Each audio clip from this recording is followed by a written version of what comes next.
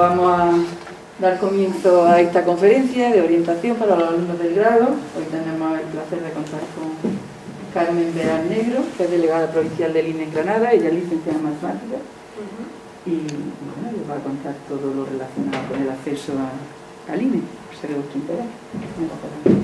A ver, yo lo que os quería comentar es que la charla, pensando en que iba dirigida a vosotros, alumnos del grado, y falta que termine el grado, pues le he montado un poco. En primer lugar, no queda más remedio que explicar lo que es el INE, que me imagino que lo sabéis, pero bueno, he considerado que era importante hablar un poquito más de la institución y que la conozcáis más a fondo. Después, pues bueno, hablar del concepto de estadística oficial, porque como sabéis, pues la principal función que tiene asignada el Instituto Nacional de Estadística, la producción de esta estadística oficial, y después os contaré que no solamente el INE hace estadística oficial, sino que también hay una serie de organismos dentro de España que también la producen. Y ya os contaré un poco ese entramado, pues cómo se relacionan unos con otros. Cuando acabe esa primera parte, que es más descriptiva del organismo, ya pasaremos a la parte que creo que puede ser más interesante para vosotros, que es el acceso al INE, cuáles son los cuerpos que forman parte del INE, los cuerpos de oposición que forman parte del INE, y bueno, y luego comentaros un poquillo mi experiencia personal, porque aunque yo ya llevo unos años, yo estudié hace ya mucho tiempo aquí, pero bueno, puede ser que os dé algo de luz porque veáis cuál ha sido mi trayectoria, por dónde he empezado, qué he terminado haciendo y un poco lo que he podido aprender yo a lo largo de este tiempo trabajando en el INE. Pues bien, el INE es un organismo autónomo de carácter administrativo que se rige por la ley de la función estadística pública y se encarga de la producción de estadística oficial. Como veis aquí he rellenado algunas palabras, las he puesto en rojo, y las he puesto en rojo pues porque considero que son el kit de la cuestión, que tienen una particularidad que es importante que os cuente. La primera es que tiene carácter administrativo. ¿Y esto qué quiere decir? Pues que el INE forma parte de la Administración General del Estado, que todos los que trabajamos dentro del INE somos funcionarios, o contratados laborales, pero vamos, somos empleados públicos. Y como administración que es, pues bueno, he puesto aquí esta diapositiva que es un poco afortunada porque se ve bastante mal, pero creo que era importante ponerla porque quiero que veáis que el INE pertenece a un ministerio, al Ministerio de Asuntos Económicos y Transformación Digital. Aquí arriba, no sé si se ve muy bien, estaría la ministra, que es Nadia Calviño, de la que dependen 3 secretarías de Estado. Pues bien, esta de aquí es la Secretaría de Estado de Economía, y de ahí es de donde cuelga el INE, que lo tenéis en esta fila final, el que tiene el fondo verde. ¿Por qué está en esa fila final? Pues un poco porque depende de esa Secretaría de Estado, pero no depende. A ver, depende, pero resulta que el INE, como organismo autónomo, y ahí está el quid de la cuestión, es autónomo, como autónomo que es, tiene gran capacidad para tomar decisiones de manera pues, autónoma. O sea, tiene bastante independencia. Además tiene incluso un patrimonio propio, el patrimonio, los edificios del INE son del INE, no son ni siquiera del Ministerio. Y bueno, pues se podría decir que no es un organismo burocrático. O sea, si terminas en el INE, eres funcionario, pero eres un funcionario raro. Porque las labores que se hacen ahí no son burocracia. Es más bien un organismo más vinculado con la ciencia y con todo lo técnico, un organismo científico. Y dicho esto, también quería comentaros muy rápidamente, porque esto puede ser un rollo, pero me parece que está interesante, que el INE no es un organismo que haya surgido, bueno, últimamente estamos escuchando que se crean nuevos ministerios, que se crean nuevas agencias estatales, pues el INE no es de estas cosas que van surgiendo, que están creciendo como champiñones, sino que tiene una trayectoria larguísima. Fijaos que yo he puesto aquí que el INE empezó en 1856, bajo el reinado de Isabel II, y ahí se configuró lo que se llamaba Comisión de Estadística del Reino. Un año más tarde pasó a llamarse Junta de Estadística y lo que hacían era, pues básicamente, planificar los censos de población. Se hacían censos de una manera planificada, ya organizada. Se habían hecho censos anteriores, pero ya esta es la primera vez que se toma conciencia de que eso es una operación que hay que hacer cada cierto tiempo y de una manera totalmente planificada. Esa Junta de Estadística, en 1873, se junta con el Instituto Geográfico, que de una primera surgió, y dijeron, bueno, pues parece que hay cierta relación, vamos a ponerlo juntos. Y pasó a llamarse Instituto Geográfico y Estadístico. Ese era su logo del momento, es la placa que hay ahí, pero bueno, eso no duró demasiado, porque ya en 1945 otra vez se separan, y ya el INE pasa a llamarse, como se llama ahora, Instituto Nacional de Estadística. Y ahí, bueno, aparte de hacer los censos, se le encomendaron otras operaciones estadísticas, de estadística pública, y aparte también la coordinación de la estadística con las provincias y con los municipios de España, porque en ese momento, bueno, ya sabéis que no había comunidades autónomas. En 1989 ya tenemos el INE que actualmente tenemos. Es decir, pasa a ser un organismo autónomo con muchísimas más operaciones estadísticas, con muchísimas más competencias, y además surge una ley que es fundamental para nosotros, que es la Ley de la Estadística Pública, que se promulga en ese año y ya pues asigna al INE como el principal encargado de realizar toda la labor estadística dentro de España. Bien, pues esa es la trayectoria a nivel de organismo y esa parte administrativa que os comentaba. Ahora nos vamos a la segunda parte que marcaba de rojo. Esa segunda parte está relacionada pues, con lo que hace el INE, la estadística oficial. Me imagino que más o menos os suena el concepto de estadística oficial o estadística pública, ¿no? Pues bueno, no deja de ser estadística, producción estadística, con los métodos tradicionales de cálculo o con las nuevas técnicas que están emergiendo actualmente, pero cuyos resultados presentan una característica, y es que una vez que se publican, adquieren lo que se conoce como carácter oficial. ¿Y qué quiere decir que adquieren carácter oficial? Pues quiere decir que se utilizan como referencia para tomar las principales decisiones en el ámbito político, económico y social. De tal manera que pasan un papel central dentro de la sociedad. Un papel central porque son un servicio público. Pero son un servicio público para esos políticos que os decía antes, para esos agentes económicos, para esos agentes sociales, pero también para nosotros, para los ciudadanos. Y por eso he puesto una serie de ejemplos para que lo veáis muy gráficamente. Son ejemplos sencillitos, pero que rápidamente se aprecia que eso es así. Imaginaos una administración pública o un presidente de una comunidad autónoma, un alcalde de un ayuntamiento, no sé, el caso es que dispone de un dinero, pues fruto de los impuestos de los españoles, y tiene que hacer una inversión. Y se le puede plantear esta disyuntiva: ¿construir una residencia de ancianos o construir una escuela? Claro, este tipo de decisiones no se pueden tomar de una manera aleatoria y decir, bueno, pues esto mismo. Evidentemente no. Tiene que basarse en la información. Y ese sistema de información imparcial y objetivo lo suministra el INE, la estadística oficial. Este hombre tendría que mirar pues, cuál es la estructura de la población, por edades, tendría que ver pues, incluso lo que hay ahora, lo que va a haber en un tiempo, y en base a esa información pues ya tomar una decisión que sea la óptima dentro de las dos posibles. Eso sería la administración pública. Pero otro ejemplo que se me ocurre, pues por ejemplo, un empresario. He puesto aquí un empresario de la hostelería que quiere montar un hotel, tiene un dinero, quiere hacer una inversión, montar un hotel, y se le ocurre hacerlo en un determinado municipio. Claro, a lo mejor ese hombre es de ese municipio quiere montarlo ahí, pero sería absurdo que lo montara ahí sin hacer un estudio previo basándose en la información que existe. Entonces, en la misma web del INE podría ver qué turismo recibe ese municipio. ¿Hay suficiente turismo para montar el hotel o no? ¿Esa gente pernocta ahí o no pernocta? ¿En qué se gasta el dinero esa gente? ¿Son extranjeros? ¿Son nacionales? ¿En qué bienes y en qué servicios? ¿Qué demandan? Claro, teniendo toda esa información ya se pueden tomar decisiones pues bastante importantes. Primero, si montarlo o no y qué tipo de servicios tiene que dar para obtener un beneficio, que al final es lo que él busca. Luego ya veis que para un agente económico pues también le sirve la estadística oficial. Otro ejemplo, investigadores y académicos. Bueno, aquí que voy a decir yo con el tema del COVID, la incidencia del COVID, lo fundamental que ha sido todo esto. Pero bueno, cualquier investigador ya al margen del COVID es importante pues que quiera, o sea, es lógico que quiera conocer cuál es la prevalencia de una determinada enfermedad en España, ¿no? A la hora de centrar esfuerzos para hacer estudios, pues es fundamental saber cuáles son las principales afecciones que tenemos los españoles. Luego también la estadística oficial le está ayudando a ese investigador. Y por último, pues lo que os decía, los ciudadanos, nosotros mismos. Vosotros que habéis terminado el grado, pues podéis pensar, oye, ¿cuál es la tasa de empleo que hay dentro del grado de estadística? O imaginaos un alumno de segundo de bachillerato, se me ocurre, que, pues no sé, a lo mejor puede estar entre 2 grados, 2, 3 grados, no sabe por qué decidirse, pues echar un vistazo le puede ayudar, decir, vamos a ver, me gustan estas 3 cosas, ¿qué tasa de empleo hay una vez que acabe? Bueno, pues una información muy útil que le puede ayudar a la hora de tomar su decisión. O por ejemplo, estoy viendo aquí que he puesto el tema de los precios de la vivienda.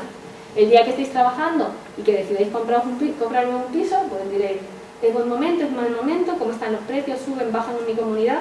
Pues esa información también os la da el INE. Y en base a esa información, pues ya tomaréis vuestra decisión. Si es conveniente comprar ahora o es mejor esperarse un poco más adelante. De los principios fundamentales de las estadísticas oficiales de Naciones Unidas, y ya nos lo dice, que la estadística oficial es un elemento imprescindible en una sociedad democrática. Pero ojo, siempre y cuando ese sistema de información sea fiable y de calidad. Entonces, claro, yo puedo venir aquí y decir, bueno, la estadística que hace el INE es totalmente fiable y de calidad, pero no basta con que yo lo diga.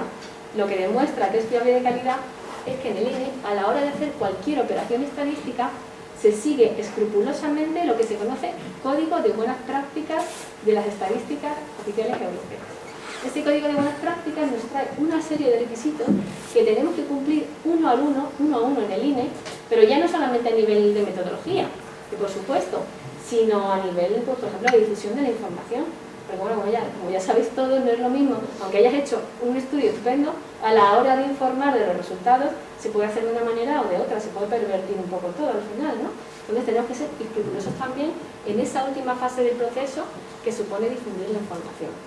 Y esos requisitos del Código de Buenas Prácticas están precisamente basados en estos principios fundamentales que nos piden la ciencia comunidad. Luego, lo que os decía, la relevancia es clara y además la relevancia la puede ver cualquier ciudadano. Yo he puesto aquí algunas capturas de páginas web, de medios de comunicación, donde estáis viendo continuamente, si es capaces de identificarlo o no, continuamente en cualquier periódico, todos los días, vienen datos cada vez. Aquí, por ejemplo, he puesto 3, y además 3 que creo que os sonarán a todos, porque son operaciones clásicas del INE. Este es el del IPC, Dios mío, ¿quién ha escuchado hablar del IPC en estos tiempos? Con la subida que ha pegado el IPC. Yo creo que todos lo habremos escuchado.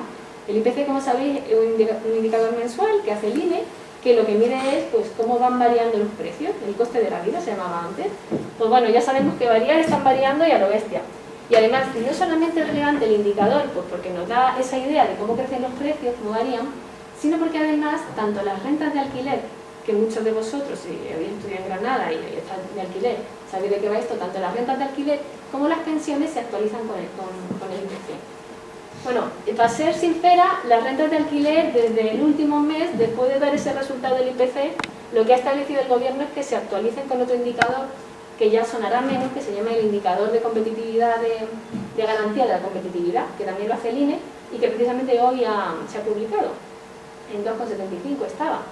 Y bueno, pues ahora eso es lo que va a marcar el tope de la actualización de los alquileres. Pero vamos, que todo esto me imagino que os suena. Si echáis un vistazo a los periódicos, todo os suena. Otro ejemplo que he puesto aquí es pues una noticia referida al PIB. No sé si vosotros sabéis que el Producto Interior Bruto es también una estadística de síntesis que elabora el INE. Es un agregado macroeconómico que, bueno, sabéis que lo que nos dice es cuál es la riqueza de un país, si ese país está creciendo, si está en recesión, en qué situación económica nos encontramos. Pues bien, eso también se calcula en el INE. O sea, es otra operación típica del organismo.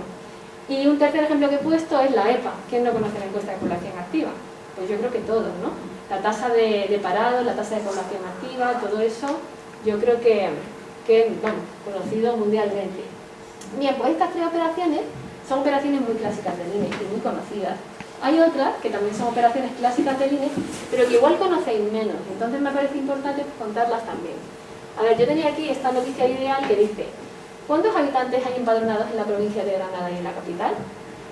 Hombre, podríais decir, pues que yo sepa, empadronado viene del padrón municipal, y el padrón municipal es del ayuntamiento, no es del INE.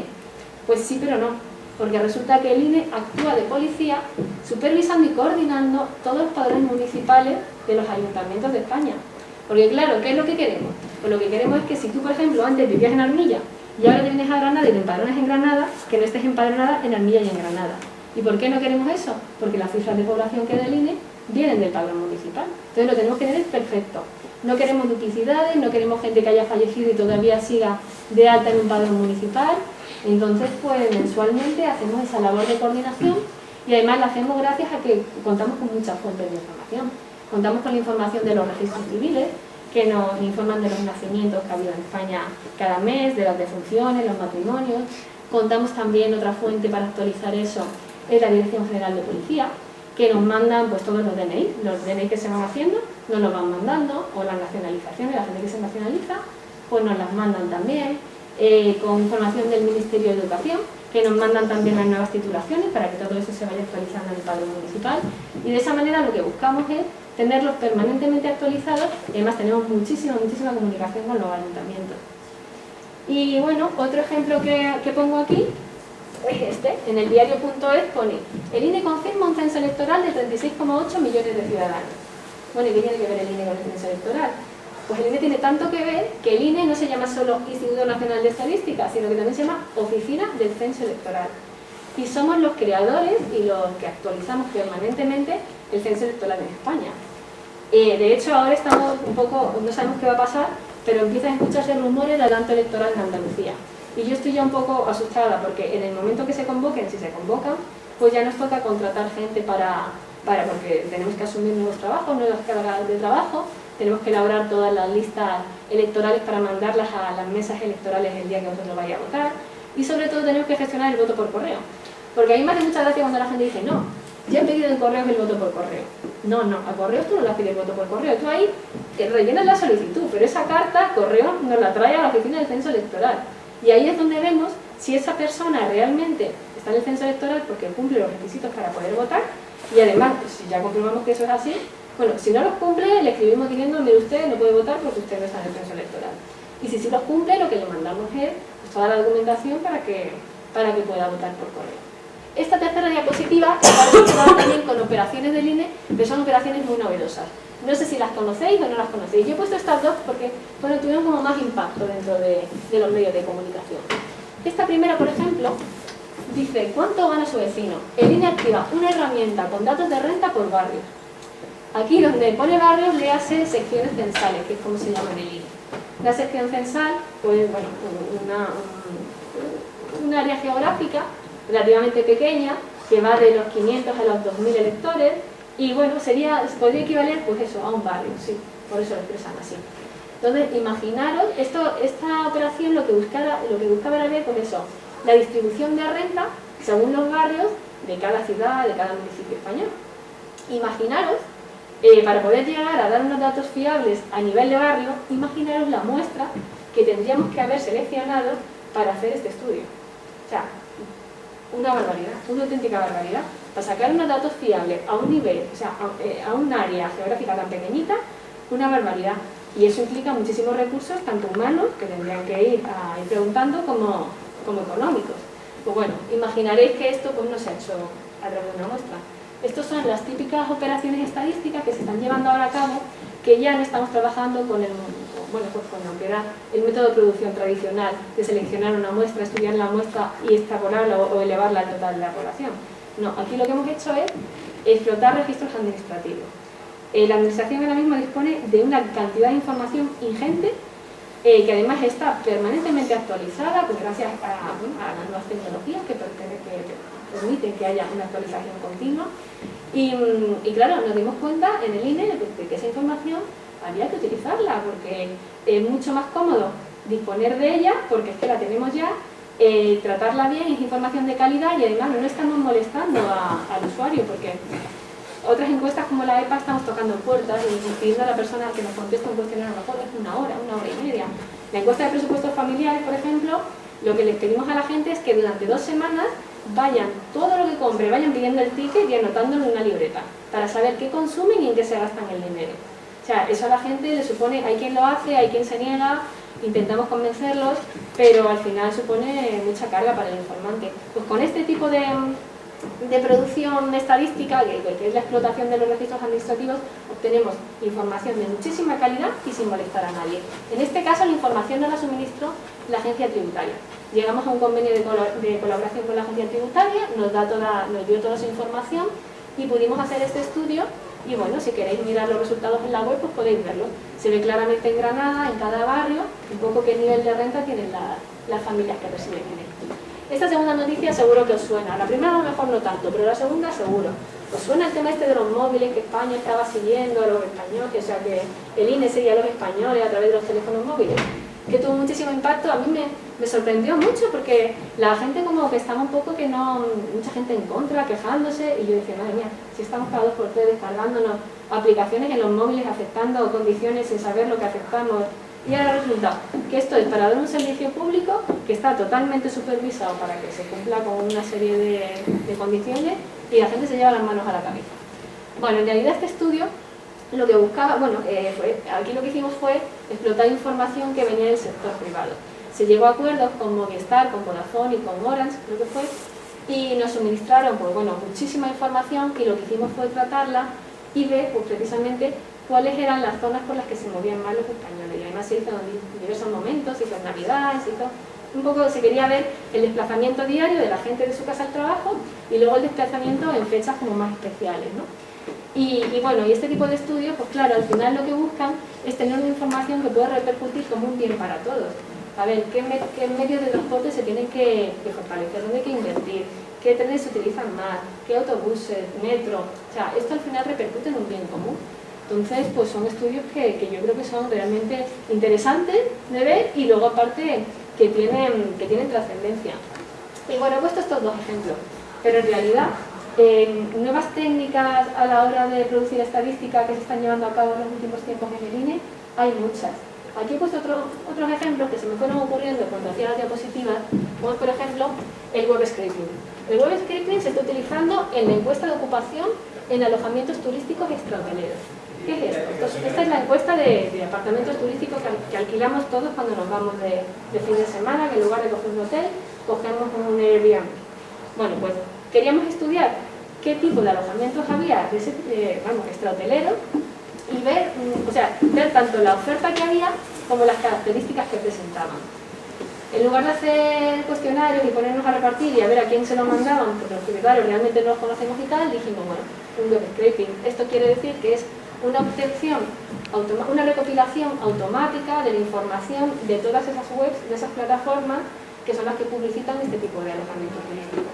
Entonces, de esa manera, de una manera automática, obtenemos toda la información y podemos tener una idea de cuál es la oferta de este tipo de alojamientos y de qué características tiene.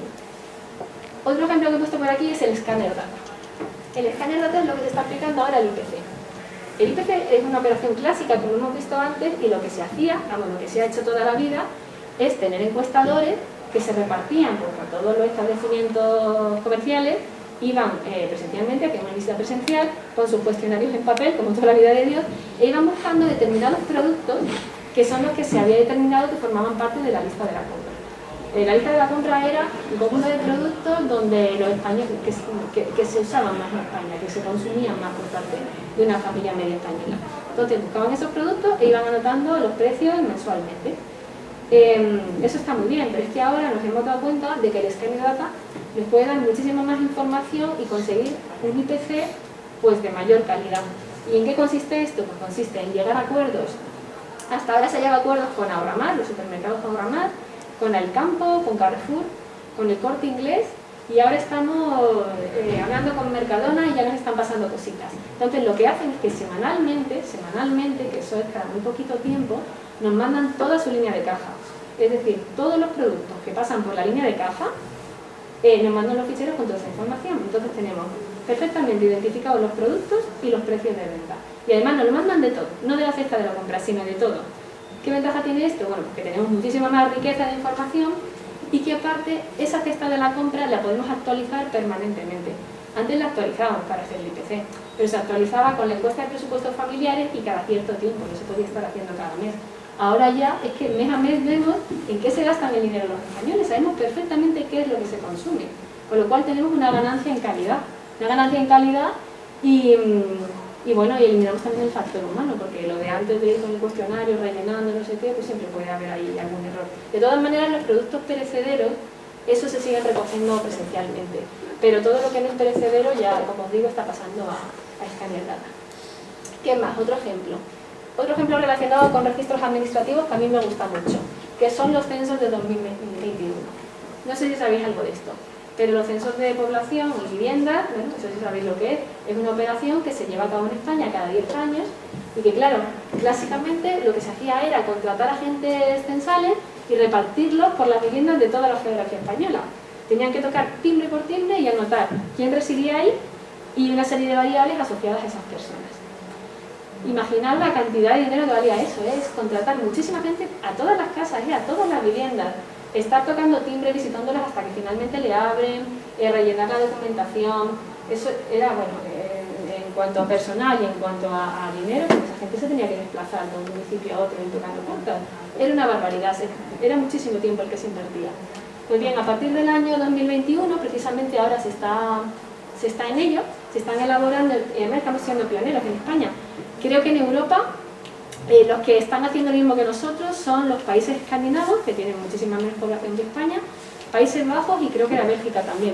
Pero así, un país grande como el nuestro, que estamos hablando de 47 millones de habitantes, es el primero que está haciendo un censo solo con registros administrativos. Estamos cruzando ficheros, por supuesto, el principal fichero es el de los padrones municipales de toda España, Y esto lo estamos cruzando con la información que nos da la Seguridad Social, información de la Agencia Tributaria, información del Catastro, y estamos consiguiendo un censo de población en un 95% exclusivamente con registros administrativos. Y además, es un censo que va a tener mayor calidad que los anteriores, ya por el solo hecho de que encima vamos a tener más información, porque antes contábamos con muy poquitas variables asociadas a cada una de las personas. Ahora, como estamos manejando estos ficheros, pues tenemos muchísimas más variables asociadas a cada persona. Eso se está fraguando y no creo que tarde ya mucho en publicarse. Y bueno, por último, que pongo aquí este cuadrito, bueno, pues el tema del Big Data. Ya he comentado antes el tratamiento de la información de posicionamiento de los móviles, pero bueno, hay otras operaciones, por ejemplo esta, el gasto realizado por los visitantes extranjeros en su visita a España, pues eso también se está haciendo con información que nos suministra, en este caso, los bancos. Nos dan toda la información del gasto de las tarjetas de crédito de los extranjeros que vienen aquí. Entonces, con eso, pues tenemos tanto cuánto dinero se han gastado como los productos, los bienes y servicios en los que se han gastado ese dinero. Y eso es gracias a la información de sus tarjetas. Y bueno, ya estáis viendo que está cambiando un poco el modelo. Seguimos haciendo operaciones estadísticas, basándonos en muestras y estudiando muestras y luego elevando esos resultados a la población, pero ya estamos combinando con otros métodos que son más novedosos, que tienen pues, a lo mejor un extra de calidad en algunos casos, no en todos, pero bueno, estamos haciendo ya los primeros pinitos. Yo lo que sí os digo es que si os estáis planteando prepararos las oposiciones del INE, creo que es un momento muy interesante, ya no porque haya muchas plazas, que las hay, sino porque se está construyendo ahora mismo un nuevo modelo, un nuevo paradigma de producción de estadística oficial. Hasta ahora era toda estadística tradicional y ahora ya estamos introduciendo nuevas cosas y estamos en ese momento de cambio. O sea, se están construyendo los pilares del nuevo paradigma de producción de estadística oficial. Y por eso queremos Sabia Nueva. Gente que venga con ideas, que tengan ganas de implicarse y de colaborar y animar el hombro en la construcción de este nuevo modelo. Esta diapositiva que he puesto aquí es la interfaz del INE y la web del INE. Simplemente lo pongo porque hay un apartadito que se llama Estadísticas Experimentales, que si os llama la atención podéis pinchar y entrar, y es muy interesante porque antes de que una operación de estas, os digo yo, con nuevas técnicas, llegue a llamarse estadística oficial, pues pasa por un proceso previo. El proceso previo está ya aquí, o sea, aparece aquí, pero aparece como estadística no oficial. ¿Por qué? Porque todavía no se ha demostrado que tenga la suficiente madurez ni el suficiente rodaje a nivel de estabilidad, de fiabilidad, de calidad. Pero bueno, nosotros lo vamos publicando, aunque no sea oficial, que se vaya viendo que estamos trabajando en eso. También con la intención de obtener un feedback de los ciudadanos, que cuando lo ven dicen, oye, pues yo aportan ideas, siempre se puede perfeccionar. Y además porque es una actuación que nos ha marcado Eurostat, la Oficina Estadística de Europa. Nos ha dicho que ellos lo están haciendo y nos ha pedido a los países, a los distintos INEs de Europa, pues que lo hagamos también. Porque es una manera de visibilizar pues, el cambio de modelo que se está llevando a cabo en la estadística y de ver que se están estudiando pues, otros temas y bueno, y pedir ayuda a quien pueda ayudar en caso de que le llame la atención. Y bueno, como ejemplo se me ocurre, que lo estoy viendo ahora aquí, que la estadística, cuando nos sobrevino el COVID, el INE siempre ha dado el número de defunciones según causa de muerte.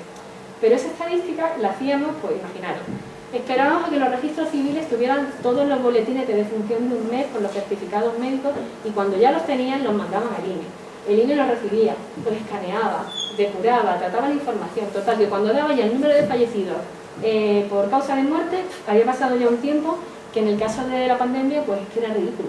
O sea, dar esa información 3 meses más tarde de cuántos fallecieron 3 meses antes, que era ridículo. Teníamos que agilizarlo. Entonces hubo que hacer un cambio rápido y se inventó otra manera de hacerlo, que primero fue experimental y que ahora ya es de estadística oficial, que fue pues básicamente conectarnos a esos registros civiles que están digitalizados, que no son muchos por desgracia porque los juzgados van muy lentos con el tema de la transformación digital, pero bueno, conectarnos a estos y de manera automática cada vez que registraba un fallecido, pues nosotros ya sabíamos que lo habían registrado. Lo que pasa es que como no eran todos los registros civiles, lo que teníamos que hacer era tratar esa información que recibíamos de esos, pues bueno, combinándola un poco con lo que sabíamos nosotros con series históricas de defunciones desde el año 2000 y un poco entre una cosa y otra, pues hacíamos unas estimaciones, pero bueno, lo suficientemente fiables como para pasarlas ya a estadística oficial y al final ha terminado siendo una operación que ya se ha quedado para siempre, donde se da un dato a nivel semanal, o sea, cada 2 semanas se publica. Y bueno, pues eso ha sido efecto de la pandemia. Bien, y el Sistema Estadístico Nacional. Esto es una cosita muy rápida que os voy a contar y lo único que quiero aquí es que sepáis que yo llevo todo el rato hablando del INE y de la estadística oficial que hace el INE. Pero quiero que sepáis que no es el único organismo en España que hace estadística oficial. Hay todo un entramado que se llama Sistema Estadístico Nacional y aparte del INE pues forman parte de él pues, los servicios estadísticos de los ministerios, el Consejo General del Poder Judicial, la Agencia Tributaria, el Banco de España. Todos ellos también producen estadística oficial en menor medida, porque no es su función principal, pero tienen su pequeño departamento. Y ahí el INE lo que hace es actuar como director de orquesta, un poco el que coordina todo, dirige todo, asesora en muchos casos, y para esa coordinación de director de orquesta cuenta con un órgano colegiado que se llama Consejo Superior de Estadística, donde están representados tanto los productores, o sea, el INE y esos otros organismos que producen, y también están representados los usuarios, están representadas las patronales, los sindicatos, las universidades. ¿Y qué se hace en ese foro?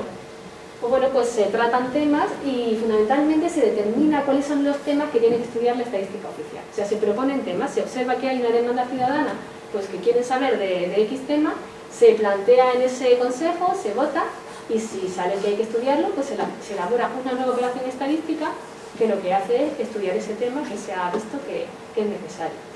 En general, en el INE, o sea, las operaciones estadísticas que se hacen vienen unas impuestas de Europa, que Europa nos dice esto hay que hacerlo sí o sí, y además con la metodología que yo te doy, porque el resto de los países lo están haciendo igual y queremos que esté todo armonizado para que los resultados sean comparables. Esos son los temas que nos dice Europa y luego otros temas que nos ponemos nosotros, que son los que se deciden aquí en el Consejo Superior. Entonces se elabora cada 4 años que sonará el Plan Estadístico Nacional. Y bueno, lo mismo que hay un sistema estadístico nacional, existe también un sistema estadístico europeo, donde aquí el director de orquesta es Eurostat, la Oficina de Estadística Europea, que está en Luxemburgo, y el resto de los instrumentos pues somos los INE de los distintos países.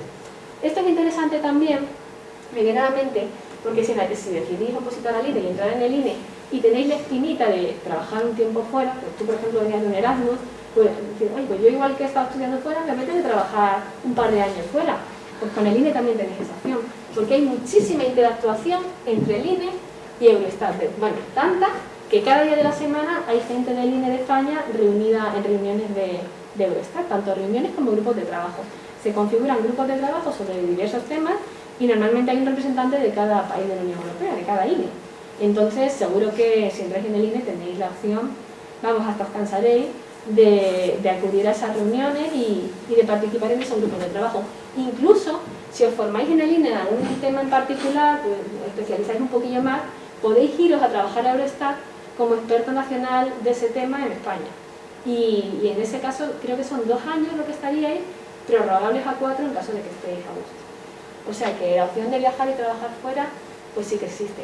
Incluso también, ahora está parado por la pandemia, pero lo que había mucho antes de la pandemia eran asistencias técnicas en aquellos países que están desarrollando su propio sistema de producción de estadística oficial, pues en países, sobre todo pues, países de África, de Latinoamérica, de Oriente Medio también, nos pedían ayuda al INE para que les contáramos cómo hacíamos las cosas. Y entonces teníamos que desplazarnos allí en un grupo de 3 o 4 personas, asesorarles, explicarles todo, y luego te volvías a España. Y la verdad es que eran viajes muy gratificantes, porque la gente también te recibía con ganas, te enseñaban el país, te hacían la típica rutita.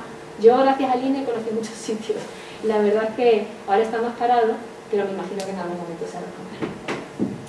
Bien, pues ya con esto termino toda la parte que tenía que ver con el INE, con la institución, con la estadística oficial, y ahora ya me voy a centrar en lo que a lo mejor a vosotros os interesa más, que es cómo se puede trabajar en el INE. Si en algún momento de la charla os he enganchado y ya estáis valorando la posibilidad de trabajar en el INE, pues ahora os cuento cómo podéis hacerlo. A ver, yo aquí lo que os cuento es que en el INE estamos, porque tengáis una idea, unos 4.000 efectivos. De los 4.000 efectivos, 700 tienen un perfil técnico. ¿Esto qué quiere decir? Pues que pertenecen a uno de los cuerpos de estadística del Estado. Cuando hablo de cuerpos de estadística me refiero cuerpos a los que se tiene que acceder a través de un examen de oposición funcionario. Ahora os hablaré de los cuerpos. Lo que pasa es que he puesto aquí estas imágenes porque os quería decir que si aprobáis una de estas oposiciones, de estas 3 oposiciones, la primera disyuntiva a la que os vais a enfrentar es ¿dónde quiero trabajar? ¿En servicios centrales o en delegaciones provinciales? Porque claro, aprobáis la oposición os da un listado de plazas y tenéis que elegir. El de mayor nota elige el primero y así pum pum pum vais eligiendo. Entonces, claro, lo más probable es que os presenten dónde queréis, en qué plaza queréis. Pues bueno, para que más o menos llevéis una idea, así a grosso modo, contaros que los servicios centrales están, claro, en Madrid, y ahí básicamente lo que se hace es pues la mayor parte del proceso de producción. Ahí, una vez que se sabe qué tema se va a estudiar, pues es donde se diseña la operación estadística, se diseña la operación, se diseña el cuestionario, la muestra, y luego, una vez que ya se tiene información, se trata esa información y se difunde. Hay una cosa que no he dicho de todo ese proceso, y es la recogida de información. La recogida de información es la que se hace en las delegaciones provinciales. Son 52 delegaciones provinciales, una en cada capital de provincia, y también hay en las 2 ciudades autónomas, en Ceuta y Melilla. Y en la delegación, pues básicamente lo que hacemos es la recogida de información, pues porque estamos más próximos a las viviendas, a las empresas, y por supuesto nos dan la muestra, o sea, la parte de muestra que corresponde a tu provincia, no te van a mandar a Valladolid a recoger nada. Pero bueno, lo que hacemos son, pues todavía entrevistas presenciales, o sea, visitas presenciales, porque hay una parte de la población de la que solo se puede obtener información si le tocas el timbre. Hay gente que no, todavía hay un sector poblacional que tiene que ser así. También hacemos las encuestas por teléfono, hacemos los volcados de quien contesta a través del CAUI, que es por internet. Y bueno, y otras funciones que tenemos en la delegación es lo relativo al padrón municipal y a los censos electorales que os decía. Aquí en la delegación de Granada hacemos la coordinación de los padrones de todos los municipios de Granada y aparte pues configuramos, elaboramos el censo electoral de la provincia de Granada. Si no tenéis interés en estar ni en servicios centrales ni en delegaciones y lo que queréis es ir a estar, como he dicho antes, pues bueno, existe la opción. Lo único que para iros aquí, primero tenéis que pasar por aquí, formaros un poquito más en algún tema y luego ya dais el salto a Eurostar. Y bueno, y luego lo que os decía, también hay otros organismos que hacen estadística oficial en España, pues los que menciono aquí, bueno, es que conozco a gente en todos estos sitios, los ministerios, la agencia tributaria, el Instituto de Estudios Fiscales, la Agencia Independiente de Responsabilidad Fiscal, hay muchísimos. Y además no hace falta que paséis por aquí para ir ahí, porque cuando se aprueba la oposición, en el listado de plazas, siempre suele haber 1, 2, 3 plazas, ya en función del año, que ya van directamente a estos sitios. O sea que si vosotros queréis directamente ir a esos sitios, pues encantados de la vida porque los elegís. Porque además el INE es el que nutre con personal a esas oficinas de estadística de esos organismos. Bien, aquí tenemos los 3 cuerpos que os decía, los 3 cuerpos específicos de estadística. El primer cuerpo es el Cuerpo General Administrativo, especialidad en estadística, que es del subgrupo A1. El segundo es el Cuerpo de Diplomados en Estadística del Estado, del subgrupo A2, y a partir de ahora lo voy a llamar diplomados, ¿vale? Por acortar. Y el tercero es el Cuerpo Superior de Estadísticos del Estado, que es del subgrupo A1, y a partir de ahora lo voy a llamar Cuerpo Superior. Los libros que he puesto aquí, a la izquierda de la diapositiva, no los he puesto de manera aleatoria, o sea, no ha sido ¡pum! No, eso va con toda la intención. Es para que os hagáis una idea tanto de la dificultad como del temario que tienen cada uno de estos cuerpos. Ya os vais haciendo el cuerpo. Bien, y ahora voy a hablar un poquito más de ellos. A ver, el C1 es un cuerpo administrativo. Lo que es un cuerpo administrativo es, bueno, pues que podéis entrar incluso sin tener el grado, teniendo el bachillerato suficiente como para opositar y poder aprobar. Y los niveles a los que da acceso son del 16 al 22. Y es que, por si no lo sabéis, en la administración hay una serie de niveles. En los cuerpos de estadística van del 16 al 30. Bueno, el 30 es el tope en cualquier oposición, no hace falta que sea de INE. Entonces, cuanto mayor nivel tienes, pues más responsabilidad tienes y más dinero ganas, o sea, mejor sueldo tienes también, todo va de la mano. Entonces, bueno, ya aquí os he puesto los niveles pues, que equivaldrían a cada uno de estos cuerpos. El C1, como os digo, del 16 al 22. Y a partir de ahora ya me voy a olvidar del C1, no voy a contar nada más de él, porque entiendo que si habéis hecho el grado o estáis a punto de acabar el grado, pues vamos a tirar un poquito más arriba, ¿no? A ver, el cuerpo de diplomados, el A2. Necesitáis el grado para entrar y da acceso a los niveles del 20 al 26. Cuando uno aprueba esta oposición, entra con el nivel más ramplón, entra con un nivel 20, entra sin trienios en la administración, entra con un complemento específico por bajito, o sea, y entra sin productividad. Entonces yo lo que quiero deciros es que el sueldo inicial, porque yo entiendo que el tema de los sueldos siempre, yo creo que pudiese pues, interesante, ¿no? Bueno, pues el sueldo inicial, ya os digo, de un nivel 20, estoy hablando de sueldo del nivel más bajo, de un nivel 20, sin trienios y sin productividad y tal, en neto, porque eso es tan bruto, en neto vienen a ser unos 1.400 netos, 14 pagas, o porque en la administración son las 12 pagas más las 2 extras, ¿vale? Eso sería en diplomado. Y luego en el cuerpo superior, pues por supuesto necesitáis tener el grado y os da acceso a los niveles del 26 al 30.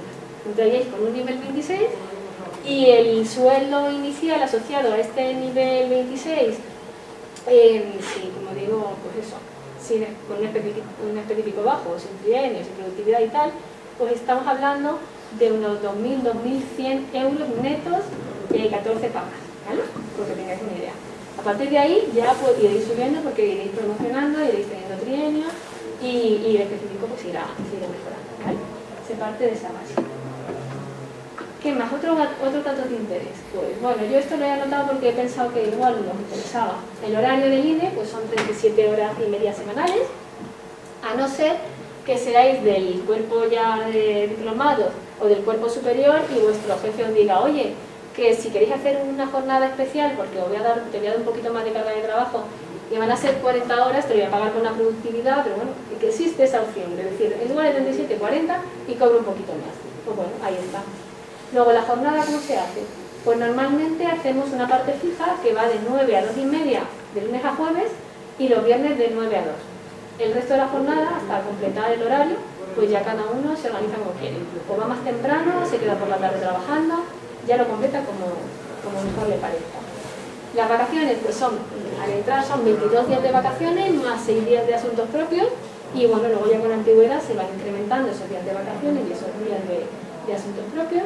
Y por último, pues bueno, una de las pocas cosas buenas que nos ha traído la pandemia, y es que esto antes no se contemplaba, pero ahora ya sí que se contempla, la opción del teletrabajo. Como digo, es una opción, no tiene, o sea, hay gente que prefiere ir a la oficina porque se siente más cómoda trabajando allí, pero quien quiere teletrabajar puede solicitarlo, y la fórmula que se está trabajando en el INE es pues 3 días en casa y 2 días presenciales en la oficina, ¿vale? Bueno, pues ya que he contado esto de los datos de interés, los cuerpos y tal, pues ahora ya sí que quiero hablar de la oportunidad que supone este año. Las oposiciones están a puntito de convocarse, a puntito. Y la gran ventaja es que este año pues hay muchísimas plazas, 125 del cuerpo superior y 191 del cuerpo diplomado. Yo, porque tengáis una referencia, también hace ya bastante tiempo, en 2010, que fue cuando yo me examiné del cuerpo superior, había 7. O sea, ha cambiado muchísimo. O sea, es un momento estupendo, aunque yo preveo que cada año van a seguir saliendo plazas. Lo que pasa es que las que hay este año no creo que se vuelvan a repetir, porque lo que ha pasado este año es que como no ha habido exámenes ni en 2020 ni en 2021 por pandemia, pues todas esas plazas se han acumulado y son las que van a salir ahora. Y luego además hay otra cosa muy interesante, y es que en la web del INE se ha colgado material de apoyo. ¿Y qué es material de apoyo? Pues material de apoyo es que todo el temario de la oposición está desarrollado, está elaborado ya, está todo desarrollado y colgado de manera gratuita en la web. Y no solamente el temario, sino también los problemas. Todos los problemas de exámenes anteriores de la oposición han sido resueltos y están colgados de manera para descarga gratuita en la web del INE. Con lo cual ahí podéis haceros una idea de qué tipo de problemas se suelen poner y bueno, que por supuesto los temas los tenéis ya elaborados al nivel que más o menos se os va a pedir. Porque eso no es normal en una oposición. Y es que claro, el INE lo que está buscando es savia nueva. Estamos cambiando el modelo, necesitamos gente que aporte, que dé ideas, que esté motivada y lo que queremos es animaros. Además, el tema de las plazas, yo decía que en mi año eran 7, pero para que veáis un poquito más un histórico de las plazas que han ido saliendo, pues ya veis que han ido creciendo. He puesto aquí a partir de 2014, tanto del de superior como el de diplomado, han ido creciendo, pero es que encima estos dos, que son los más altos, son los que pongo la llave porque son los que se han unido y son los que se van a convocar ahora, ¿vale? Esos 2 años son los que no hubo oposición. Pero claro, podéis decirme, vale, el tema de las plazas está muy bien, pero al final lo que interesan las oposiciones es la ratio, cuánta gente se presenta, porque todo es muy relativo, ¿no? Bueno, pues para que nadie me pudiera decir eso, digo, pues voy a poner aquí un poquito, unos datos más. Esto es de las últimas oposiciones que se convocaron, que fueron en 2019, y se ve la gente que se presentó y las plazas que hubo. En el cuerpo de diplomado había 53 plazas. Los firmantes, es decir, la gente que rellenó el papel de solicitud, por si acaso, para presentarse, fueron 299. Pero los que realmente se presentaron fueron 197. Pensad que cuando alguien va a un examen, seguro que conocéis a gente que dio un examen, pues, a ver cómo es, no he estudiado, pero quiero echar un vistazo a ver cómo va esto. O sea que de estos 197, no todos irían preparados. Así que ya estáis viendo que en realidad estamos hablando de en torno a 4 personas por plaza. O sea, es que no es competencia, no es competencia. Vamos, si lo comparáis con otro tipo de oposiciones. Pero es que si nos vamos a las del cuerpo superior, las plazas que se convocaron fueron 29. Los firmantes 146 y los presentados al primer examen 71. Es que estamos hablando de menos de 3 personas por plaza. Eso no es competencia. Es que no es competencia, pero es que si os vais al último dato, que es muy curioso, aprobaron 26 y plazas había 29. ¿Qué demuestra esto? Que el problema no era la competencia, el problema es que tú manejaras el temario. Si tú manejas el temario no vas a tener problema. O sea, no es que te estés enfrentando a 10 ni a 15, ni siquiera a 3, te estás enfrentando tú contra el temario. Así que ya veis que bueno, son unas oposiciones bastante desconocidas. La gente que se prepara esto pues son gente que ha estudiado lo que habéis estudiado vosotros, o gente que ha estudiado económica, matemáticas, pero para usted de contar, no hay mucho más. Y entonces, pues claro, no estamos hablando de oposiciones ni de secundaria, ni de otras oposiciones que sí que bueno, no son más alegentes. Ya voy a contar un poquito cómo son los procesos selectivos, ¿vale? Cómo es el proceso de selección y un poco cómo es el temario. Hay una resolución que salió publicada hace nada, el 21 de febrero de 2022, salió en el BOE, donde relata precisamente cuáles son los actuales procesos selectivos, porque han cambiado, se han facilitado un poquito, y también donde pone cuál es el temario. Ese mismo día salió una resolución relativa al cuerpo de diplomado y otra resolución relativa al cuerpo superior, o sea que podéis ver las dos. Y ahí lo que dice, en el caso del cuerpo de diplomado, lo que dice es que, bueno, que el temario son 65 temas, se distribuyen en 6 bloques.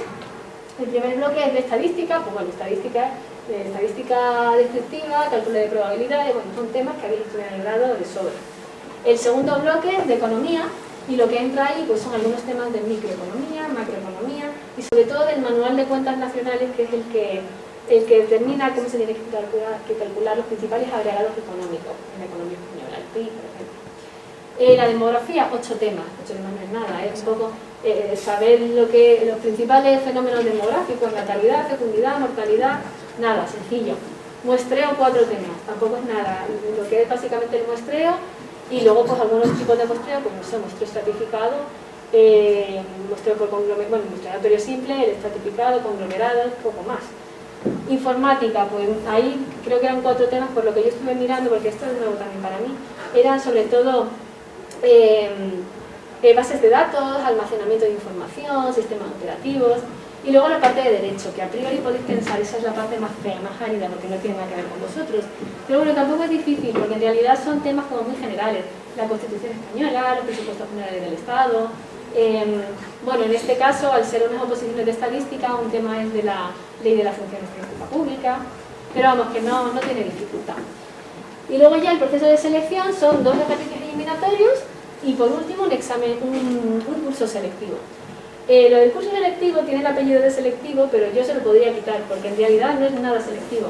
Ese curso es un curso de un mes, una vez que habéis pasado los exámenes lo hacéis, y además se suele hacer conjunto entre el cuerpo superior y diplomado, y lo que se hace ahí es ver un poco cómo está montado el INE, la estructura del INE, qué se hace en cada departamento, y además eso es súper útil y súper práctico porque luego tendréis que elegir la plaza, y por lo menos a la hora de elegir que sepáis que estáis eligiendo. Porque uno dice, trabajar en estadísticas industriales, bueno, ¿qué se hace ahí? Bueno, pues eso más que nada es para vosotros, para vuestro bien, más que seleccionar nada. Hemos dicho que son 2 exámenes eliminatorios. El primero pues consiste en esto: responder por escrito 25 preguntas cortas, elegir de 30 propuestas en 125 minutos, y entran todos los bloques. Donde pone preguntas cortas, debe leerse ahí preguntas teórico-prácticas, es decir, que ni te van a pedir que desarrolles un tema, ni te van a hacer que hagas un problema de estos con enjundia profundos, no. Es más liviano. Yo creo que es un examen fácil de estudiar, porque la idea es que más o menos entendáis el temario, que tengáis cierto dominio del temario, de los conceptos, te hacen una pregunta, razonamientos cortos, no son preguntas excesivamente largas. Es fácil de estudiar. Como veis, la nota de este examen pues ponderan un 40% sobre la nota total para la nota final de la oposición, y si conseguís sacar un 6 o más en este examen, os lo guardan para la convocatoria siguiente si no aprobáis la oposición, con lo cual es una gran ventaja, esto es otra novedad. O sea que está muy bien. El segundo examen, pues este ya sí que es, aquí pone cuestiones prácticas, pero esto ya sí son problemones, ¿eh? Que no os engañen. Aquí habla de 7 preguntas prácticas o cuestiones prácticas, de 10 propuestas para el tribunal, te dejan 150 minutos y te quitan la parte de derecho, porque claro, no te pueden poner problemas de derecho. Así que este examen es más durillo que el anterior. Y ya os digo que este es de problemas y podéis ver problemas similares a lo que os van a poner aquí en lo que está colgado en la web que os decía antes. Y ya este examen, la nota de este examen pondera en un 60% para configurar la nota final de la oposición. Y con eso tendríamos el cuerpo de diplomado. Y ahora pasamos ya al cuerpo superior, que como os digo, también en el BOE del 21 de febrero tenéis la resolución de todo esto, y ahí ya os dice pues cómo es el temario. El temario en este caso podéis elegir, no es un temario único. Cada uno que elija la especialidad que más le convenza. Hay dos, la de estadística y ciencia de datos, que sería como la más asimilable a vosotros, ¿no? Y luego estadística aplicada a las ciencias económicas y sociales, que esa está más orientada a gente que ha estudiado ADE, económicas, y bueno, ambas presentan 125 temas, y en este caso son 4 ejercicios eliminatorios en la fase de oposición y después el mismo curso selectivo. El temario tiene 2 partes. La parte común, que estaría formada por estos 6 bloques. El primero es pues, producción estadística oficial, ahí son temas de cómo se debe recoger la información para una estadística oficial, qué calidad deben tener las estadísticas oficiales, cómo se debe difundir la información, o sea, los resultados de una estadística oficial, un poco de esas cosillas. Después, inferencia y modelización estadística, pues lo que hay en estudiar el grado, pues estimación por intervalo de confianza, contraste de hipótesis, método de regresión, un poco todo eso. Otro bloque que es más como de informática, almacenamiento y modelos de datos. Y luego estos 3 bloques de cuentas nacionales, demografía y derecho los he puesto en naranja porque son exactamente iguales que en diplomados. De tal manera que si vosotros os opositáis al cuerpo de diplomados y aprobáis y luego queréis ser del cuerpo superior, esta parte no habría que estudiársela. Ya os había examinado eso. O sea, no tiene sentido volver a examinaros de lo mismo, ¿vale? Os quitarían esta parte porque es igual que la de diplomados. El total de estos 6 bloques, pues 66 temas. Y ahora ya en la parte de la especialidad, pues tenéis la especialidad de estadística y ciencia de datos, que sería más la vuestra, porque incluye estos 4 apartados más, estos 4 bloques más, que es profundizar en lo anterior. Profundizar en la producción de estadística oficial, en la inferencia y modelización estadística, y entra bastante ya de econometría, profundizar en lo de almacenamiento y modelos de datos y en el procesamiento de datos. Y bueno, son 59 temas, tanto en una parte como en la otra. Y ahora vamos ya al modelo de examen. Pues hemos dicho antes que son 4 ejercicios eliminatorios.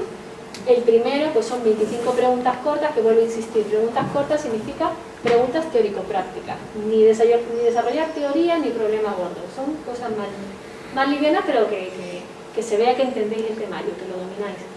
25 de 30 en 125 minutos de la parte común.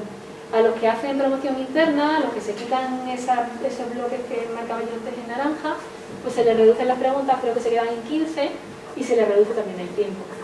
Bueno, este examen pues pondera en un 2 sobre 10 y pasa como en diplomados, que si se saca un 6 o más, pues se le guarda para la siguiente convocatoria en caso de no aprobar la oposición. El segundo ejercicio es de cuestiones prácticas, es decir, problemas, de 8 que se proponen y 100 minutos, y va de las materias comunes excepto derecho. Y pondera en 3 sobre 10. El tercer ejercicio es el de idiomas. Antes estábamos hablando precisamente que el examen de idiomas igual podía asustar un poco, pero en realidad no es un examen difícil porque lo que se busca es que tengáis soltura a la hora de expresaros, que seáis capaces, no vais a hablar, o sea, no vais a ser diplomáticos, esto no es un cuerpo diplomático, no hace falta que seáis bilingües, se trata de que os defendáis, porque vais a hacer muchos viajes a Bundestag, a Luxemburgo, y allí pues vais a relacionaros con otros europeos, y además no van a ser ni ingleses, o sea, que es un alemán hablando en inglés, un italiano hablando en inglés, o sea, que es poder manejaros en una reunión o en un grupo de trabajo, ¿vale? El examen, por lo menos mi experiencia es que era sencillo, porque lo que te dan, el examen escrito es pues, una noticia de actualidad, normalmente de perfil económico, tienes que leerlo en el examen escrito y hacer un resumen utilizando otro vocabulario que no sea replicando el de la noticia, un poco porque se vea que vosotros tenéis también riqueza de vocabulario en inglés y que se vea que sabéis redactar, ¿no? Explicar lo mismo pero con otras palabras. Y el examen oral, pues venía una persona de la Escuela Oficial de Idiomas y era pues hablar también, venía con otras noticias, se leía allí, pues se debatía, se hablaba sobre ella, pero eran 15 minutos, 20 minutos por mucho, o sea, no es verdad. Incluso ahora han metido, por facilitarlo ya todo más, que si tenéis ya un B2 o superior, pues ya no tenéis ni que hacer este examen, porque ya se convalida y ya lo tenéis hecho este examen. Pondrá poquito, pero bueno, ¿qué más queremos? Y luego ya el último examen es ya el relativo a las materias específicas y son 4 problemas de 8 propuestos por el tribunal en 100 minutos. Y tiene un peso del 40% la nota de ese examen para el total de la posición. Y ya con esto pues yo creo que más o menos he hecho un barrido. Toda la información que he contado la tenéis en la web del INE, por si no lo habéis visto ya, en el apartado que se llama Formación y Empleo. Tenéis todo lo que he contado. O sea, los exámenes anteriores, las plazas que se convocan ahora, las resoluciones que me explican por el modelo de examen, el temario hecho, los ejercicios de exámenes anteriores resueltos, todo está ahí. Y ya por último, y no aburriros más, que no sé ni el tiempo que llevo porque voy sin reloj, pues ya hablaré un poquito de mi experiencia personal. A ver, yo no sé si esto ayudará a alguien, pero yo lo cuento porque, bueno, quizá alguna cosa pues os sirva. Yo estudié matemáticas en esta misma universidad, aquí en la Universidad de Granada, en la Facultad de Ciencias, aquí donde... De hecho, esta no fue, yo no estuve en este aula, pero creo que en la que estamos para atrás sí. Total, que yo estudié y cuando estaba en quinto de carrera, porque antes eran 5 años, pues resulta que me dijo un compañero, yo no, dentro de matemáticas no hice la especialidad de investigación operativa, pero un compañero mío que sí la estaba haciendo me dijo, Carmen, hay una charla en el salón de grado de un organismo que se llama INE, ¿te acompañan? Y yo no tenía nada que hacer. Dije, bueno, pues voy para allá a ver qué cuentan allí. Total, que yo viví con lo que estáis viviendo ahora mismo vosotros. En ese momento era un director general del INE que vino, que ya está jubilado, contó un poco toda esta historia y la verdad es que a mí me llamó la atención. Y dije, oye, pues yo voy a intentarlo porque me parece una salida atractiva.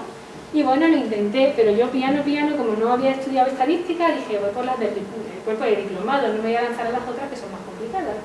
Y bueno, tuve suerte y aprobé las del cuerpo de diplomado. Entré con un nivel 20 y a la hora de elegir plaza, pues elegí la Subdirección General de Estadísticas Industriales, allí en Madrid, en Servicios Centrales. Claro, yo me encontré allí y dije, bueno, a ver qué me enseñan aquí. Y en lo que caí fue en un área que lo que se calculaba era una especie de IPC, pero de la industria, era el índice de precios industriales. Y la verdad es que me gustó porque era un trabajo muy dinámico, era una publicación mensual y además se introdujeron en ese momento algunas novedades dentro del indicador, con lo cual también aprendí pues eso, a darle otro toque. Yo puse un poquito mi granito de arena y la verdad se hacían notas de prensa mensualmente. Era un trabajo muy dinámico y yo creo que a mí me enriqueció bastante, me soltó por lo menos así al ruedo ya de primeras. Al año y medio, lo digo para que tengáis en cuenta los plazos, estuve con un nivel 20 ahí, un año y medio. Al año y medio me surgió la oportunidad de promocionar a un nivel 24, que ya está bastante bien dentro del cuerpo de diplomados, a la Subdirección de Difusión Estadística. ¿Y qué fue lo que hice ahí? Pues ahí ya actuaba como interlocutora, ya un trabajo completamente distinto del anterior. Actuaba como interlocutora entre el INE y organismos tanto públicos como privados y universidades, asesorándoles en qué tipo de información podíamos darles para sus estudios. Entonces yo actuaba pues, un poco diciendo, pues mira, esto sí que lo estamos estudiando, esto no, pero estudiamos esto parecido, o lo podemos dar con un desglose hasta aquí, porque no se puede vulnerar el secreto estadístico y aparte los datos tienen que ser de calidad, o sea que más de esto no podemos bajar. O sea, un poco ese asesoramiento que me dio con muchas tablas, porque conocía a mucha gente y porque también aprendí mucho de lo que hacía el INE, porque hay gente que llega, se queda en su parcelita y no sabe qué más se hace, pero bueno, eso por lo menos me dio una visión muy general de todo lo que se hacía. Yo ya empecé a ver que eso me gustaba, estuve 3 años ahí y dije, oye, pues me voy a preparar la del cuerpo superior, parece que esto me está gustando. Me las preparé y en 2010 aprobé. Y cuando aprobé, pues tuve la suerte de poder elegir plaza. Y como yo soy una persona que lo que me gusta es la versatilidad, porque aquí hay 2 tipos de personas, quienes se especializan mucho en un área y son los mejores en ese área, y los que queremos tocar muchos palos y queremos adquirir un perfil híbrido que nos dé una imagen holística de todo. Bueno, pues yo soy de estos segundos. Entonces cuando aprobé las del cuerpo superior dije, pues me voy a meter ahora en el Departamento de Cuentas Nacionales del INE, que es algo muy distinto a lo que he visto hasta ahora, porque era donde entraban normalmente los economistas, muchos economistas que también entran en el INE. Y era pues básicamente estimar el PIB, hacer estimaciones del PIB, lo mío era en la parcela del turismo, todo lo relacionado con la hostelería y la restauración. Y además fue una época dura, pero bueno, enriquecedora también, porque fue cuando estábamos en plena crisis y venían a hacernos muchas auditorías decían los hombres de negro, porque venían vestidos con sus trajes de negro, venían de Eurostat, de la Comisión Europea y del Banco Central Europeo. Venían 3 personas y supervisaban todo lo que hacíamos, porque no sé si acordáis que Grecia maquilló sus cuentas nacionales, el Producto Interior Bruto se lo inventó. Y entonces sospechaban que España podía ir por los mismos derroteros y nos teníamos vigilados. Y bueno, fue interesante, pero también fue muy estresante. Total, que en el año 2016 surgió la oportunidad de venirme a Granada y bueno, como yo soy de aquí, dije, oye, pues yo lo voy a intentar. Y tuve la suerte de poder venirme, que supuso también otra promoción, porque en el cuerpo superior entré con un nivel 26 y al venirme a Granada pues ha sido otra promoción. Y lo que hago aquí pues ya no tiene nada que ver ni con la estadística, ni con la economía. Ahora ya lo que tiene que ver es con esa parte de derecho que os decía antes, que si la ley electoral general, que si, bueno, ya estoy pues básicamente gestionando recursos económicos, recursos humanos, formando parte del Consejo de Empadronamiento, de la sección provincial del Consejo de Empadronamiento, que me reúne con los ayuntamientos, formo parte de la Junta Electoral Provincial porque se hacen las elecciones. Un trabajo que no tiene nada que ver, que también es bonito, también tiene sus cosas buenas, pero ya nada que ver con lo anterior. Con esto lo que os quiero contar es que, siendo parte de un solo organismo, fijaos la capacidad la posibilidad que he tenido yo de conocer distintas cosas, de hacer trabajos muy diversos y de ir tocando distintos palos. Entrar en el INE no significa hacer siempre lo mismo, depende de lo que quiera cada uno. Tengo compañeros que entraron, por ejemplo, en el IPC y llevan ya 15 años en el IPC y saben de IPC más que nadie, porque les gusta, porque eso les resulta atractivo y son la persona de referencia en IPC en España. Pues estupendo. Cada uno ya va labrando la carrera profesional pues como considera, según le va pidiendo el cuerpo. Tengo también muchos amigos que ya no trabajan en el INE, que se han ido a otros organismos porque quieren conocer pues, cómo trabaja, pues no sé, os pongo aquí algunos ejemplos, cómo trabaja la agencia tributaria, el Instituto de Estudios Fiscales, en la Comisión Nacional de los Mercados de la Competencia. Incluso tengo bastantes amigos, tengo ahora mismo dos en Eurostat, uno en el FMI y otro en la OCDE. Por eso he puesto, esos ejemplos que he puesto son de gente que conozco, que se ha terminado yendo. Con esto quiero que sepáis que es una versatilidad que os da. Y bueno, en general he puesto aquí algunas ventajas que ofrece el INE, pues un sueldo inicial atractivo, que no da para comprarte un yate, pero oye, es muy digno, nada más empezar lo que os he dicho, pues está bien, ya poquito a poco luego se va subiendo. Estabilidad laboral, pues bueno, esto ya también depende de la persona, ya antes del riesgo que prefieren vivir de otra manera, pero el saber que te puedes comprar una casa o que te puedes ir de vacaciones, porque tu día de vacaciones no te los quita nadie, oye, pues está muy bien, da mucha tranquilidad. La posibilidad de promocionar, pues por eso os contaba mi experiencia, para que sepáis que la promoción es relativamente fácil. Tú entras con un nivel, pero es muy fácil ir subiendo, o sea, se dan oportunidades. Formación continua, como no, la Escuela de Estadística de la Administración Pública reside precisamente en el INE y convoca numerosos cursos y vais a tener acceso a poder hacer todos esos cursos. Además, no hace falta que sean para que tú los apliques dentro de tu ámbito de trabajo, sino que tú puedes pedir cursos que a lo mejor no tienen nada que ver con lo tuyo, pero bueno, quieres estar actualizado por si te mañana te mueves a otro sitio o simplemente pues porque tú quieres estar actualizado y saber lo que se hace, aunque no lo estés aplicando.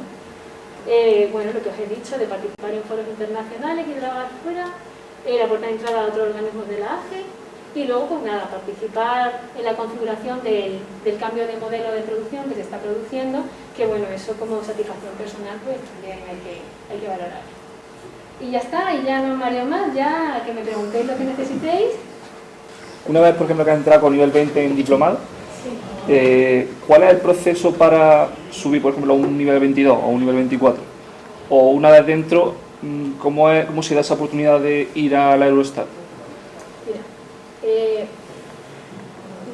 una vez que estás dentro, normalmente no hay un proceso arreglado, o sea, no por llevar X años vas a promocionar. Una vez que estás dentro, tú conoces el organismo y aunque seamos 4.000 personas, en realidad nos conocemos más o menos todos.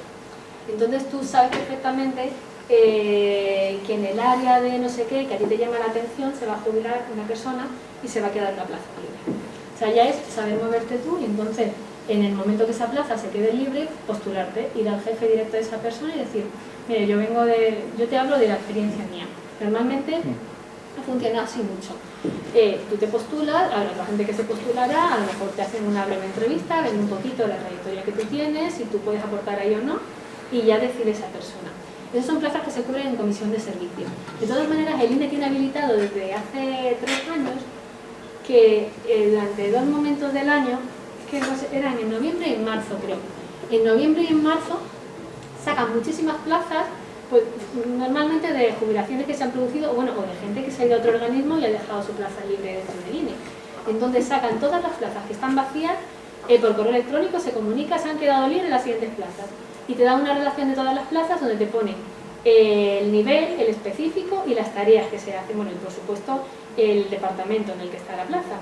Entonces te explico un poquito ahí y la gente pues solicita lo que quiere, se cubren en comisión de servicio. Entonces tú de todo eso pues solicitas. Ya está más, al principio era un poco pues eso, postulándote cuando te enterabas de que se quedaba alguna libre, pero ahora ya está, son como 2 veces al año, sacan muchísimas, a lo mejor del orden de 20, 30, también se sacan con la intención de cubrirlas antes de que lleguen las nuevas promociones, porque puede ser que haya plazas que sean apetecibles para alguien de dentro y es mejor dársela a alguien de dentro que dársela a una persona que acaba de aprobar. A los que acaban de aprobar se le da pues lo que no quiere nadie, para que nos vamos a engañar. Pero funciona de esa manera, es fácil, es fácil.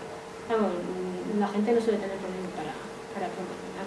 Y otra cosa, a ver, si tú quieres promocionar dentro de tu área, si tú entras a trabajar en el IPC, no sé por qué se me metió ese ejemplo en la cabeza, pero si tú quieres trabajar en IPC y no quieres moverte de ahí y quieres promocionar, pues está claro que ahí va a ser más complicado promocionar, porque es que se te cierra, has cerrado tú mismo el abanico. Hasta que se quede una plaza libre en el área de IPC, pues no vas a tener la opción.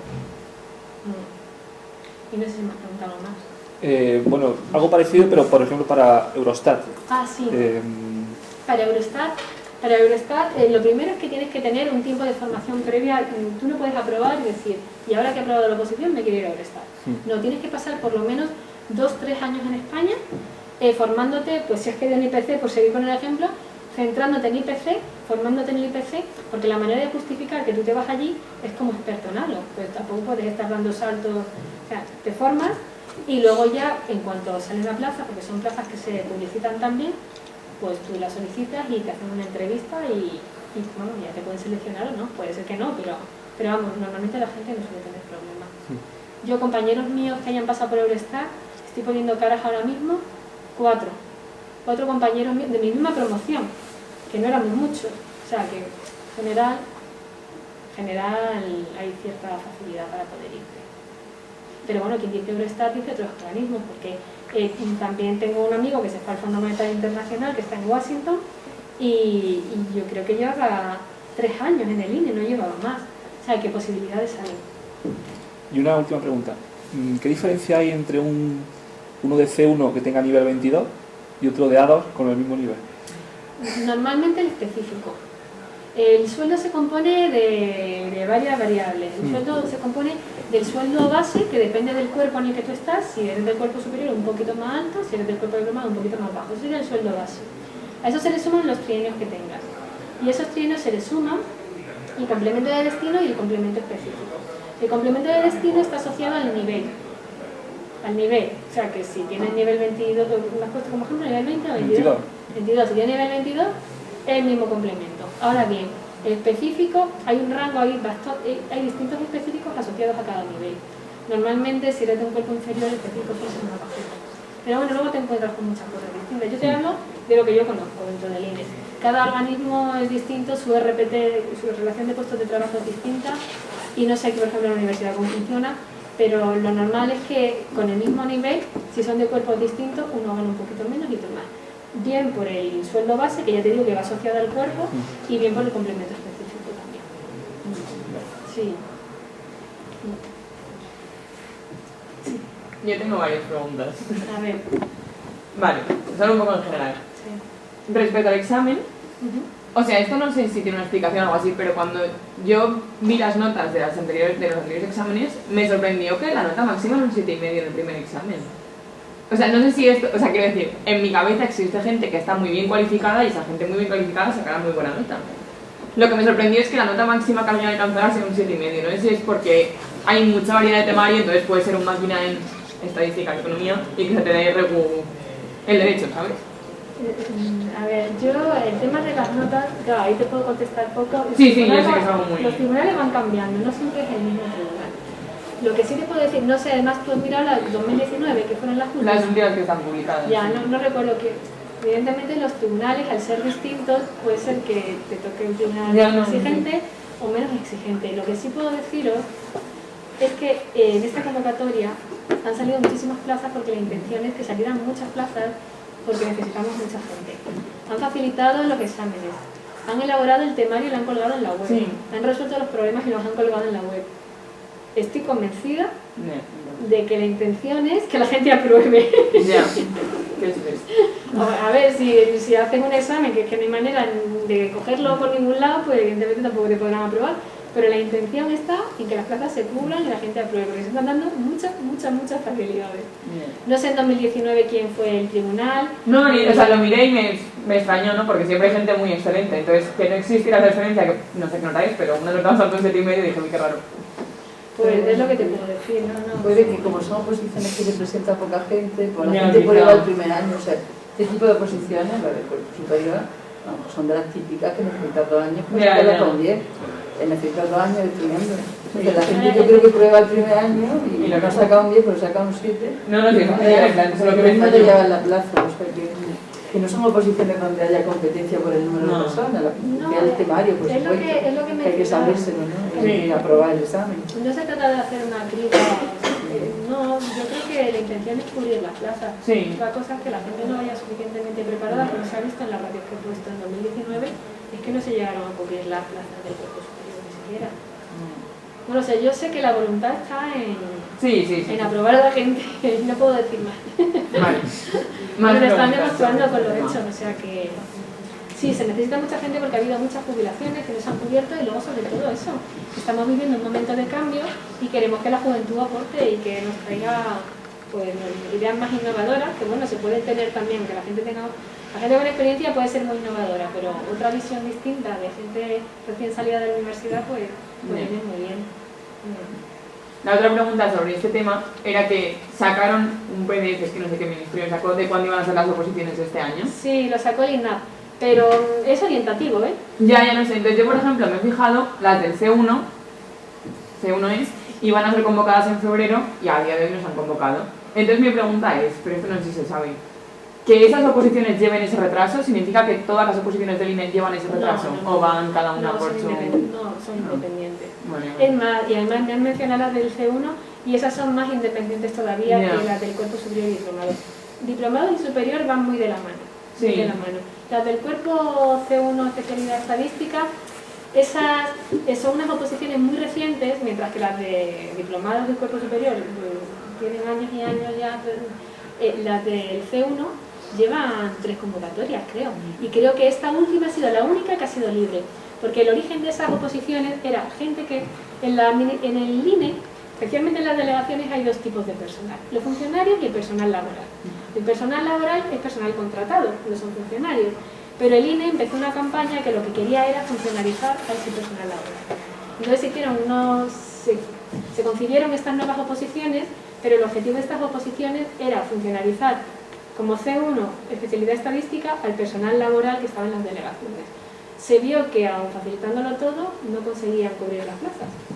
Y entonces dijo, bueno, pues ya que estamos teniendo estas plazas que nos da función pública, pues vamos a abrirlo a la gente de fuera, que sea la gente de fuera la que oposite. Y se publicaron, los primeros que han aprobado esto, se publicó en BOE hace 2 semanas. Sí, La Semana sí, Santa días. antes de, Sí.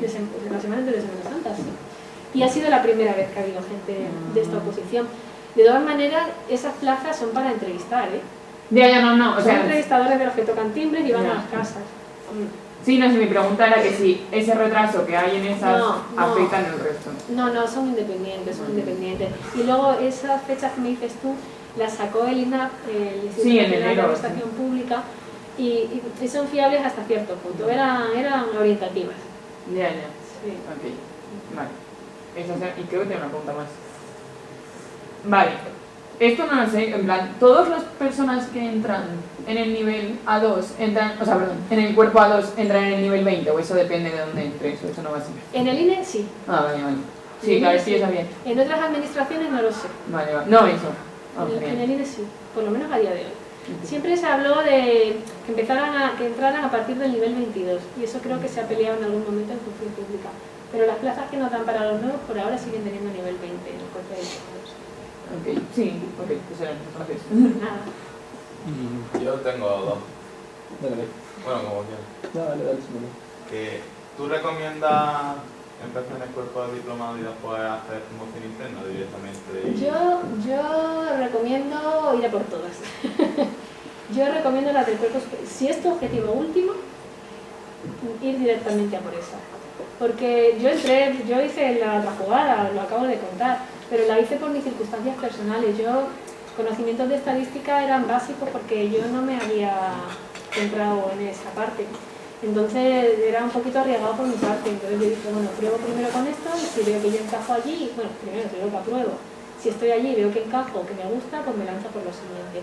Pero es verdad que al final todo eso dilata mucho el proceso. O sea, tienes como la sensación de estar opositando muchos años, sin realmente estar opositando, porque cuando aprobé diplomados hubo un tiempo que yo no estuve estudiando, pero era con la cosa de esto no creo que aporte. Te facilita que te quitan 3 bloques, o sea, lo que te decía, la parte que se repite entre unas oposiciones y otras, que era derecho, demografía y economía, que la quitan, pero no sé hasta qué punto merece la pena pasar por 2 oposiciones para que te quiten eso. No, yo lo decía porque a mí me gustaría más el trabajo más práctico que a lo mejor estar gestionando recursos y tal. Vale. Bueno, lo de la gestión de recursos que te decía lo hago yo porque soy la responsable del INE en Granada. Pero una persona del cuerpo superior en Madrid no está gestionando recursos. O sea, eso soy yo aquí, pues porque la única persona de mi cuerpo que hay en la oficina del INE de Granada soy yo. Entonces yo aquí ejerzo como un mini presidente aquí en Granada, salvando las distancias, claro. Entonces me tengo que encargar de esas labores más administrativas. Pero una persona del cuerpo superior en servicios centrales en Madrid no hace lo que estoy haciendo yo aquí, se encarga de trabajo más técnico. Bueno. Y después, yo soy de aquí de Granada y es fácil realmente poder trabajar. Ahora que has dicho eso, ahora os voy a decir una cosa, que se me ha pasado a contar. Que realmente es fácil poder trabajar donde, sobre todo en el sitio, ya después... ¿En tu provincia? Sí. Pues mira, no es fácil, eso no se debe engañar. Depende también a qué oposites. Si opositas al cuerpo superior, hasta que yo me jubile, tú no te puedes venir. Bueno, ¿me puede pasar algo? Solo hay uno, ¿verdad? Solo hay uno. No te podrías venir, hasta que yo me vaya no podrías venir tú. Luego, que yo me vaya no quiere decir que te la den a ti, porque cuando salió la opción, o sea, cuando se ofreció la plaza de delegado aquí en Granada, pues Granada es una provincia que tiene muchos novios. Gente de Granada y gente de fuera de Granada, porque es una ciudad, tiene el mar cerca, tiene la sierra cerca, es pequeña pero tiene todos los servicios, o sea que salen muchos novios y al final eso es por entrevista personal, porque mi puesto no es por concurso, es un puesto de libre designación, es un puesto de confianza, que el presidente del INE o el consejo de dirección del INE dice, pues esta persona me encaja. Y claro, ya te digo que es un puesto y con la manera de selección que te estoy diciendo. Eso en el cuerpo superior. En el cuerpo de diplomados, en el cuerpo de diplomados en Granada hemos tenido 4 diplomados hasta ahora, que se va a jubilar, se jubilan de golpe, y nos quedamos con 2 que confío en que nos lo repongan. Pero bueno, más opciones sí hay, lo que pasa que tampoco mucho personal, porque la oficina está compuesta en su mayoría por personal laboral y personal administrativo, que son los que al final pues, son los que hacen la recogida de información. Sí. Lo que iba antes de que se me pase, lo de Granada. Se está trabajando en la opción, lo que pasa es que todavía no es seguro, de si queréis presentaros, no tengáis que desplazaros a Madrid. Estaban trabajando la opción de que pudierais examinar aquí, cada uno en la provincia de residencia, pero todavía no es seguro, ya se verá cuando haga. En cualquier caso, ¿tú recomiendas pasar por Madrid, por los servicios centrales? Totalmente. Antes que apalancarse en una provincia, ¿no? Imagino. Totalmente, sí, porque al final ten en cuenta que lo que se hace en la delegación provincial es recogida de información, depuración de esa información y mandarla a Madrid. La parte más bonita se hace en Madrid, por lo menos desde mi punto de vista. La parte más bonita se hace en Madrid. Es verdad que cuando tú ya has hecho un barrido por todo lo que se hace en Madrid, ya sabes todo cómo funciona, ya tienes todos esos conocimientos y esos contactos, que es muy importante también, pues tú dices, bueno, pues si ha salido una plaza en mi provincia, yo soy de Jaén, de Granada, pues venga, ya tengo esta experiencia, pues me puedo ir allí. Que bueno, que el trabajo aquí, pues, como delegado no haces trabajo estadístico, como técnico algo haces, pero básicamente es repartir trabajo, ver que la recogida se está gestionando bien, hacer una depuración previa, pero trabajo realmente gratificante no voy a engañar. Se hace más en servicios centrales porque es donde se hace la mayor parte del proceso. Pero bueno, la ventaja es eso, que puedes empezar en un sitio y luego terminar en otro. ¿Se recomienda hacer algún máster antes de prepararse la oposición? No, a ver, se recomienda, hay un máster que es de la Complutense, de la Universidad Complutense, que está muy orientado a preparar esta oposición. Creo que se llama Máster de Estadística Pública y no sé cuánto, y Indicadores de Desarrollo Sostenible. De hecho, hay gente del INE y compañeros míos del INE que imparten clases en ese máster. Y un poco ese máster te da como, te ayuda a tener una visión de todo el contenido de la oposición. Pero que tengas que hacerlo, no tienes por qué hacerlo. Eso ya depende de ti.